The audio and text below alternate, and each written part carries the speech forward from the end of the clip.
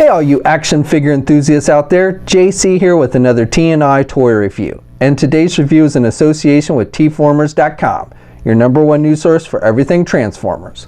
And for today's review, I'm going to be taking a look at the brand new Transformers Deluxe Class Power of the Primes Dinobots. So there's 4 Deluxe Class Dinobots: Swoop, Slug, Sludge, and Snarl. I looked at Grimlock, which is actually a Voyager class figure, about a month ago, and today I'm going to look at the 4 Deluxe ones. Now once you have all 4 of these and the Grimlock figure, they formed combined Volcanicus, a combiner, which I'll take a look at in its own review probably tomorrow, so be sure to check back for that. Now these deluxe figures, they come packaged on card backs. Each one has artwork for the individual character. The figures are clearly displayed. Also on the front there, you've got an image of the figures in their Dinobot modes. You've got the Power of the Primes logo and then the name of the characters. On the back of the packaging for these, you have a brief snippet off to the side about the whole Power of the Primes gimmick, which honestly I'm not going to spend a whole lot of time focusing on in these videos. And then also you've got to look at the figures in both their Dinobot and robot modes and a brief bio in multiple languages. Alright, let's get these open and take a look at what's inside. Okay, so here's a look at the 4 Deluxe Dinobots outside the packaging along with their other content. So first of all, each figure does come with an instruction sheet that walks you through how to do the transformations and everything. And then also each figure comes with a little bio card. So we've got one for Sludge, one for Swoop, one for Slag, or Slug as they call him, and then one for Snarl. And then on the back side of these, there's a little description of their Power of the Primes ability. So we've got the Alchemist for Snarl. For Sludge, we've got also the Alchemist. And then for Swoop, we've got Vector Swoop. And then for Slag, we've got Alpha Trion. Each figure also comes with this piece that you can use when you're combining them into Volcanicus, so these act as the feet and the hands. Also, you can use these to attach the little Power of the Primes matrix things that the figures come with, and these will attach on the figures in either robot or Dinobot mode. And all of these are the same between the 4 figures. The only one that's a little bit different is the one that comes with Snarl, and basically the only difference with that one is this little peg here is actually gold colored as opposed to black, but the other 3 are all exactly the same with the black color. Now if you want to plug in these black pieces into the figures in their robot modes, with all of them except Swoop, all you do is you just plug them into the little holes on the front of their chest. You've got the little pegs there and they just plug right in. The Swoop figure is a little bit different because he does not have a hole in the front of his chest. So with the Swoop one, you need to take these little side pieces and you just kind of fold them in, and you'll notice they've got little tabs that stick out, and then he's got little slits here on the sides of his beak, and so you just kind of line them up, the little tabs with those holes, and then push in and they'll attach. And so basically it just attaches to the side of his beak there as opposed to plugging in. And then if you want to like basically add one of the little matrix things, if you have one from one of the other figures, you can remove these clear plastic pieces on the front. They just pull out, and then you plug in whichever one of these you want. And I believe how this is supposed to work is each one of these things has a different ability or power or something along those lines. And so when you plug it into the various Transformers, you know, you're supposed to pretend it gives them a certain ability or power or what have you. Now this one is from the Grimlock figure, which was a Voyager class figure. The individual deluxe figures, at least these 4 Dinobots, do not come with actual matrices. You've just got the little holders for them. And real quick correction, I said a minute ago that I thought these were used for both the feet and the hands on Volcanicus, these parts that come with the Deluxe Dinobots. In fact, I think these are primarily just used for the hands. You actually got feet pieces with the Grimlock figure.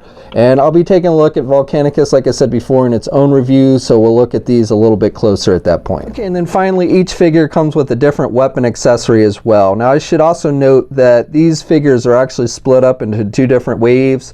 So the Swoop figure and the Slug or Slag figure is out now. It's been out for a while, and that's was part of the first wave of Power of the Prime Deluxe figures. And then we've got the Snarl and the Sludge figure, which are part of the second wave of Deluxe figures from Power of the Primes, and those are just now starting to hit shelves.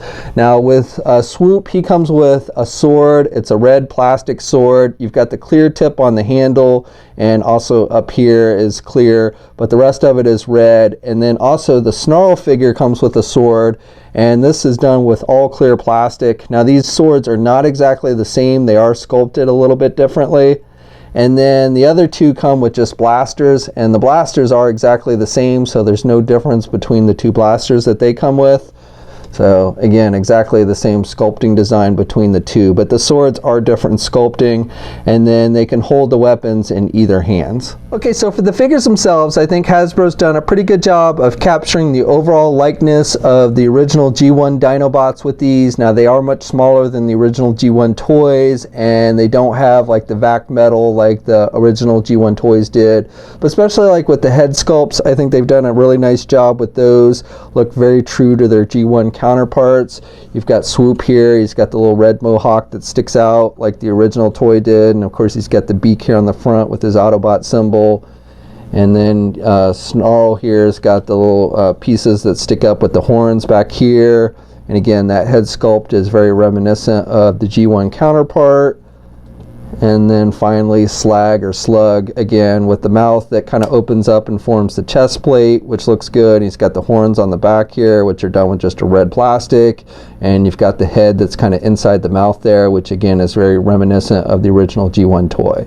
So while they again are much smaller than the original G1 Transformers, and they don't have quite as much as the die-cast metal and vac metal and everything, I do think they look pretty good overall. Now, I don't have any G1 Dinobot toys to give you a comparison of, but take my word, those were a bit bigger than these. But here is a comparison with the Voyager class Grimlock, which is part of the Power of the Primes line, as well as that Legend class Slash figure. Now Slash is not actually part of the combiner mode, but he is a new, or I should say she, because she's a female Dinobot, is a new character that Hasbro created for this line. So articulation with these is pretty much the same across the board. You can turn the heads. Now the only one that can't turn his head is Slag here, because his head's back there inside the mouth, so you don't get any head movement with him.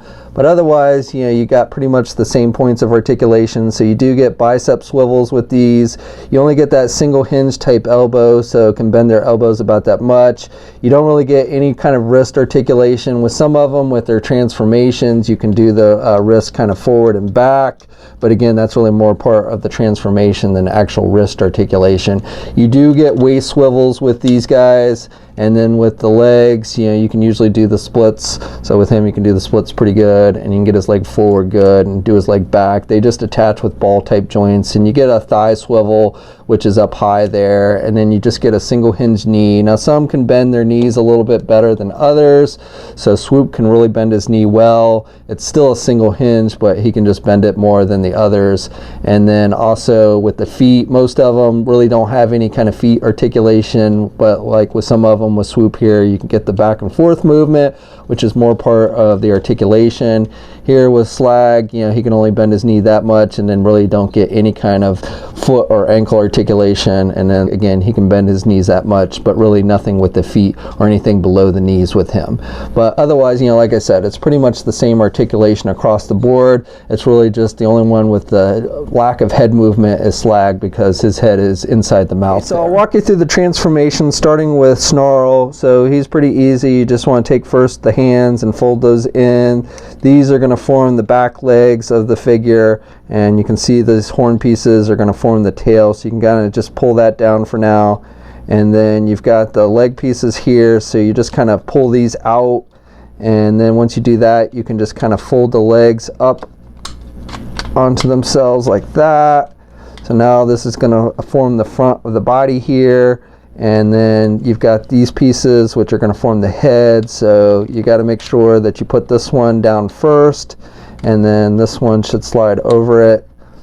And this gets a little tricky a little bit here, getting these pieces to kind of fit in, but basically what you want to do is get these to fold in, and then you pull the head up. So you've got the front of the body here, and then you can pull the front legs down, which are on the side there.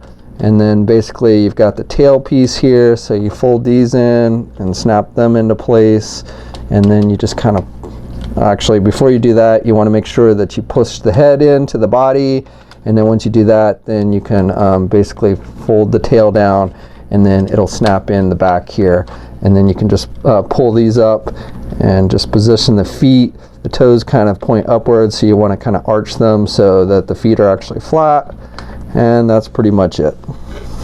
Okay, so next up we'll transform Slag or Slug, and you can start by closing the mouth here, that pull up that chest plate, and then you can take the hands and you push them back on this one into the arms, and that'll form the front feet, and you can adjust his horns if you want to. And then with the legs here, you want to make sure you take these tail pieces and you pull them out, so just kind of pull them up. And then these back pieces, which are kind of the leg stabilizers in the back, you want to make sure those are pushed up all the way inside the leg.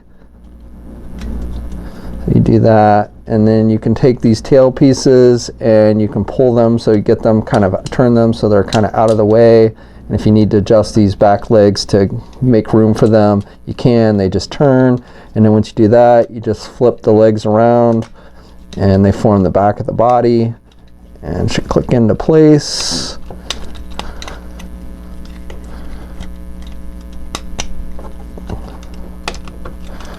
And then once you get them clicked into place, then you can pull the tails around like that, the tail pieces, and they click into place, and then you just move the legs, the back legs down, and get them in position, and there you go. Next up we have Swoop. So with him, you can start off by, you can lift his front beak and it covers his face. Now with mine, this piece seems like it should kind of click into place, but it doesn't. It just kind of seems to sit there, so it kind of flops down a little bit. I don't know if that's a defect with my figure, but just something to be wary of. And then you can take the wings and kind of just straighten them out. And then you can take the hands with this one, and these you just fold them into the arms. And then once you do that, you can take these leg pieces, and they basically, you can flip the feet pieces up like that, and then flip the legs so they come up over the front of the body, and they'll click in. There's little tabs up here, so they'll click into, essentially into the wings like that. And then you can take these back feet pieces and pull them down and turn the red feet so they're pointing backwards like that. Then you can basically take the head and pull it all the way up so it's facing forward like that. And then you can take the arms, and you want to make sure these little tab pieces are facing in towards the body, and they should just kind of click into place. And that's pretty much it with Swoop. And make sure these top pieces, you know, are clicked in properly, but that's pretty much it. So again, with mine, I get this little the beak piece kind of, you know, you can see it kind of flopping around. It should kind of, feels like it should secure in place tighter than that, but for some reason mine doesn't. He does have the articulated beak though. Okay, then finally we have Sludge, and he's probably the most difficult to transform out of the four, though still not terribly difficult. So you can start off by pushing the fists inside the arms like that. Just push them up and inside the arms. And then you can take this head, so you got the head back here, and you can lift this little gold flap up and put it over the robot head, and then close that. And then you want to take the dinosaur head and flip it, so it's going to end up basically standing like this. So then what you want to do is take these back pieces. So first thing is you want to get these, move the leg, these outer leg pieces, just kind of get them, fold them down, so get them out of the way, and then take these tail pieces and flip them out, so you get those out of the way. And then you want to make sure you take these black pieces, which are the back part of the feet, and you push them inside. So it's important that you make sure you do that, otherwise they won't click into place. And then once you get those, you can basically fold the back portion of the body up like that, and everything should just kind of click into place. And then you want to basically turn this entire back piece, so like that. This is essentially forming the back part, and then you can close the tail piece and fold it up and pull the back leg pieces down. So, and then all you got left is you've got basically the front feet, which you want to kind of pull down like that. And then you can pull these pieces up, and that forms the rest of the body. And if everything has gone into place correctly, It should all click in. And there you go. Okay, so here's a look at all 4 in their Dinobot modes. So I think these look pretty good for the most part. Probably Slag and Snarl are my least favorite 2 in dinosaur mode. Mainly just because I think both of them have kind of stubby looking tails. I think their tails, if they were a little bit longer looking, would look better. Snarl does not have an articulated jaw. He's the only one that does not have the articulated jaw, which, you know, I don't remember if the original G1 toy had an articulated jaw or not. That might be in keeping with the original toy. He's got the red eyes. All of them have like the clear plastic over their heads, so that's kind of reminiscent of the G1 toy. And then they've got the Autobot symbols on their heads, so I like that. Same with Swoop here, same with Sludge. So that's all in keeping with the toys. And then they have like the stickers, so like here on Swoop it's on the bottom side. But then with Slag here, he's got some stickers here on the back. And here with Snarl, you got him here on the top side. So I like that. With Sludge here, he's got the stickers on the back there. So for the most part, you know, these are in keeping with their G1 looks. It's just like I said, my least favorite 2 are Slag and Snarl because their tails just look so short. Slag also has the Autobot symbol inside his mouth, since that's also part of his chest plate. And then he's got the horns, which you can move around a little bit. They have some articulation. The mane here, whatever you want to call this, is gray plastic as opposed to silver like on the original G1 toy. In dinosaur mode, they all have basic articulation. Basically, you can just move the legs forward and back. You know, some of them have some knee joints, but you really don't get much other movement with these in their dinosaur modes. Again, as I mentioned, you got the horns that can move on Slag here, and he's got some knee joints on all 4 legs. And then with Swoop, you know, he's got basically these back pieces you can kind of move around. He's got the head with the articulated jaw, and then he's got the wings. You can kind of flap here, so you've got a hinge joint here, and then you can adjust the outer wings here, so you can do them back and forth, so you can get them in some various poses and stuff. And with Swoop, you can also adjust these feet, so you can get him kind of in that standing position like you could with the original toy, and like you would sometimes see in the cartoon. Now again, the face kind of drops down a little bit, you know, that's just going to keep annoying me, but otherwise, you know, I like that you can put him in that position. And when you have them in dinosaur mode, you can attach their weapons and those black pieces. So with Swoop here, you can attach the black piece up here on the top, and then you can put his sword underneath here on his chin if you want to. It looks kind of funny, but you know, if you want to do that, you can. With Sludge here, you can attach his blaster to either side of the leg, and then you can attach this black piece up here around his neck. And then with Slag, you can attach the black piece on his back here, and you can put the blaster on either side on his leg. And then with Snarl here, you can put the black piece on one side of the leg, and you can put his sword on the other.